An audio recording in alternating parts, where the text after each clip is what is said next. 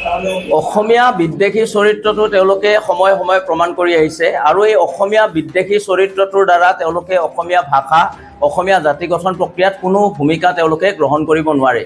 ইয়াৰ দ্বাৰা এটাই কথা প্ৰমাণ হৈছে যে তেওঁলোক অৰিজিনেলি যিটো তেওঁলোক বাংলাদেশী মূলৰ হয় এই কথাটো প্ৰমাণ হৈছে আৰু অসমীয়া জাতি গঠন প্ৰক্ৰিয়াত এই ধৰণৰ অপশক্তিসমূহক আমি উৎখাত কৰিব লাগিব। এই ধৰণৰ অপচিন্তা লৈ তেওঁলোকে অসমীয়া জাতি গঠন প্ৰক্ৰিয়াত ব্যাঘাত জন্মাই আহিছে আৰু জন্মাই যাব। তেওঁলোক চিনাক্ত হৈছে, ভালেই হৈছে আৰু তেওঁলোকৰ এই ধৰণৰ প্ৰতিক্ৰিয়া আমি দিব লাগে বুলি ভবা নাই, কাৰণ অসমীয়া ভাষাটো এটা গৰিমামণ্ডিত ভাষা। এই ভাষাটো কোনোবা দুষ্কৃতিকাৰীয়ে, কোনোবা বাংলাদেশী মূলৰ মানুহে ক'লেই যে অসমীয়া ভাষাটো নোহোৱা হৈ যাব, অসমীয়া ভাষাই ৰাজ্য ভাষাৰ মৰ্যাদা হেৰুৱাব, এনেকুৱা কথা নহয়। আৰু অসমীয়া ভাষাটো সুৰক্ষিত, অসমীয়া জাতীয় জীৱন সুৰক্ষিত কৰাৰ একমাত্ৰ বিকল্প হৈছে অসম চুক্তি ৰূপায়ণ।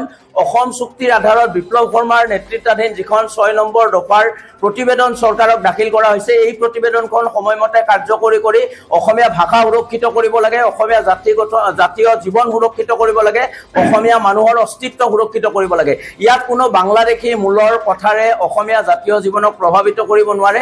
তেওঁলোক চিনাক্ত হৈছে, তেওঁলোকে যে অৰিজিনেলি বাংলাদেশী মূলৰ হয়, তেওঁলোকে যে বাংলাদেশী মূলৰ চৰিত্ৰৰ হয় এইটো প্ৰতিপন্ন হৈছে আৰু তেওঁলোকে অনবৰত যে অসমীয়া জাতিৰ এটা বিৰোধী আচৰণ কৰে, অসমীয়া জাতীয় জীৱনৰ বিৰোধী আচৰণ কৰে, অসমীয়া ভাষাৰ বিৰোধী আচৰণ কৰে, এই আচৰণে তেওঁলোকক প্ৰমাণ কৰিছে তেওঁলোকে যে এগৰাকী বাংলাদেশী মূলৰ হয়।